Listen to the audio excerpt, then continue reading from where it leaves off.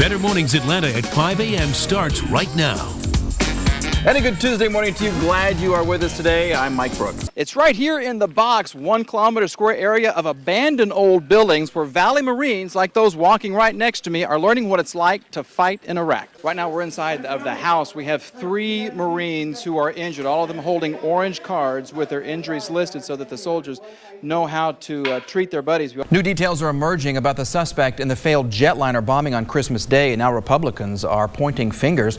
CBS Atlanta's Joel Brown reports. At noon, Northside Church employees arrived at work this morning to find a very unsettling sight. Take a look at this. Someone broke in and stole the church's safe. Morning police are desperately searching for a man they believe tried to buy a 5-year-old boy online. Come back and take a look at this guy. This is the guy police are looking for, 56-year-old Patrick Molesty. New developments in the nasty battle over health care reform. President Obama will sign the landmark overhaul bill into law this morning. Watch where you click online today. The Norton Antivirus Company just released its list of the riskiest cities for online crime.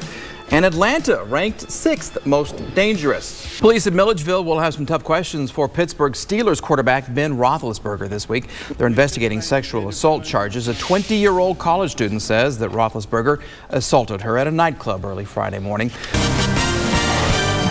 We begin with some breaking news in DeKalb County. SWAT teams are outside of a home on Casa Drive and Mill Avenue in Clarkston. CBS Atlanta Sky Eye flew over the scene as agents approached the home. You can see right there. Police say it all started when they tried to serve a warrant at the home this morning. New today at 4. Imagine you go to the sink, you turn on your tap, and nothing. Yeah, well, fortunately, the state of Georgia has a game plan to make sure that it just doesn't happen.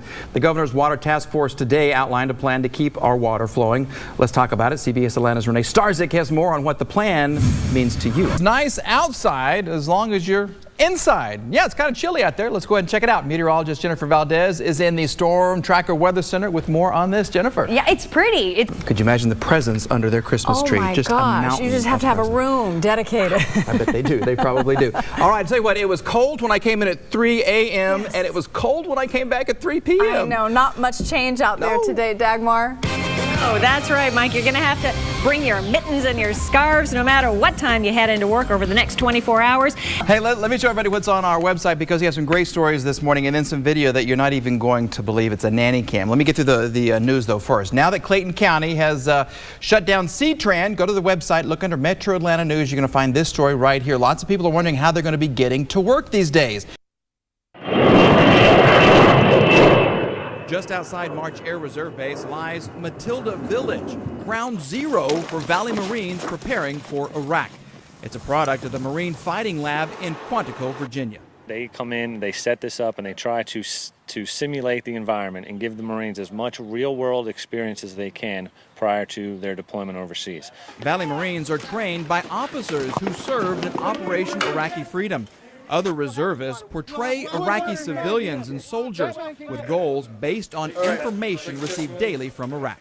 Current threats that are popping up, new threats, we'll replicate them here. So a Marine will see an actual threat here in a safe training environment before they'll see it in Iraq for real. This is what we got to do before we leave, and we're good to go. Our unit's good. We're ready to go. Corporal David Ibada and the Valley men of Charlie Company haven't been to Iraq just yet, but they already know what it's like to lose a buddy. Right now we're inside of the house. We have 3 Marines who are injured, all of them holding orange cards with their injuries listed so that the soldiers know how to treat their buddies. We also have an Iraqi civilian right here who looks like he has been injured. He's being searched by a Marine. How are you going to treat these second chest wound? Okay. Trainers continue testing the Marines because if they don't know what to do with a gunshot victim, these men won't survive. The Marines have to be trained to immediately conduct self-aid initially, and if not possible, what we call buddy aid. That buddy aid will keep the wounded alive. Go. Put it on my shoulder. Until they're ready to be moved to a safe location.